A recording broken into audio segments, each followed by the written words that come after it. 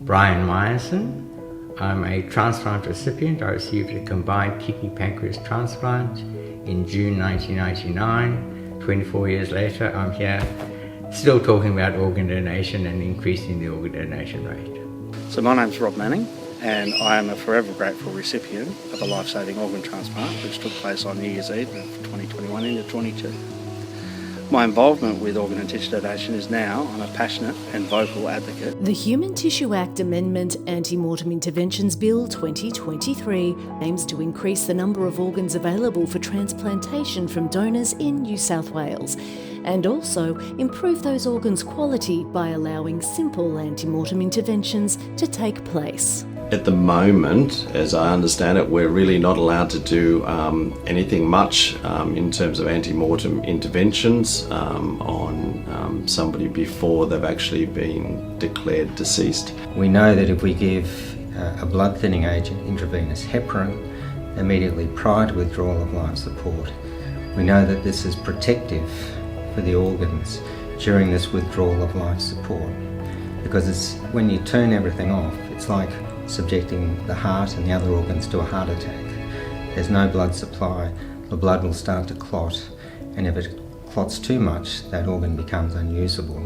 And we know that if we give a drug like heparin immediately prior to withdrawal of life support, it increases our chances of recovering the heart and the liver in particular, as well as the other organs.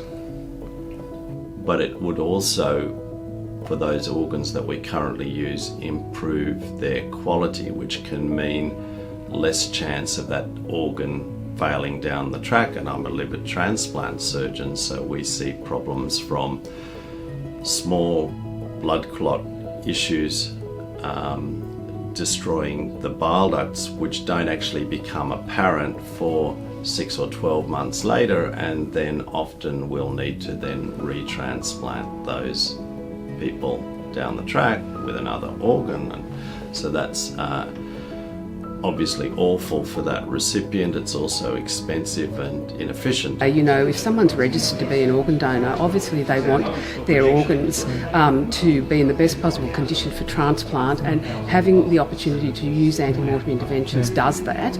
And it's donor families and donors are always so willing to do so much to optimise the organs for transplant, and we never stop being grateful. Importantly, the bill requires doctors to be satisfied that the ante-mortem intervention will not hasten the potential donor's death or cause more than minimal harm. Once they decide to withdraw treatment, that is when the ante-mortem interventions happen. And there is nothing more distressing for families who agreed to go through with the organ donation, then to find out afterwards that some medical procedure precluded the organ donation from. So this intervention allows the fulfillment of their wishes, both the donor and the donor family's wishes, to become an organ donor. And I think that's a really important social impact, and impact particularly on those donor families. Just today we had a DCD retrieval. The team went to the hospital and they found that this donor had quite severe coronary artery disease when the heart was removed. Now that only became apparent when the heart was removed and was being inspected, and it was immediately obvious this heart was not transplantable.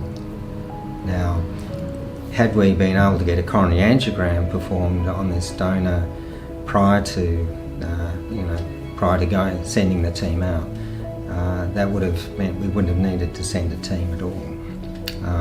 That would have simplified it for the other groups who are retrieving organs, and it's obviously a much more efficient process.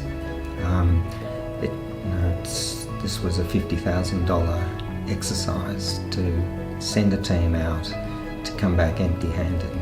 People like Greg Piper, who have seen the need for this legislation, he's worked with the team at Donate Life and New South Wales Health to understand the impact that this legislation can have.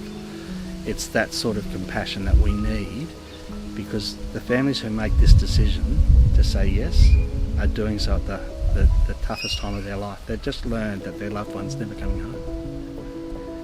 And in the next breath they're going to be asked, whether they'll consider letting their loved one be operated on so that their loved one who's never coming home can save the lives of strangers. Now that takes compassion and love and strength. At the moment, New South Wales procures 20% less organs per million than the rest of the country, despite having a similar consent rate. So it sounds like you would support the bill. Absolutely, yes. I don't think that there would be many in the transplant world who would think this was inappropriate, and furthermore it really just brings us in New South Wales in line with similar legislation and human tissue acts in other parts of the country and other parts of the world. Oh yeah, look, I think this is legislation has the potential to save lives, and that's why I'm supporting it. So I think it's a wonderful, going to be a wonderful benefit for the potential recipients.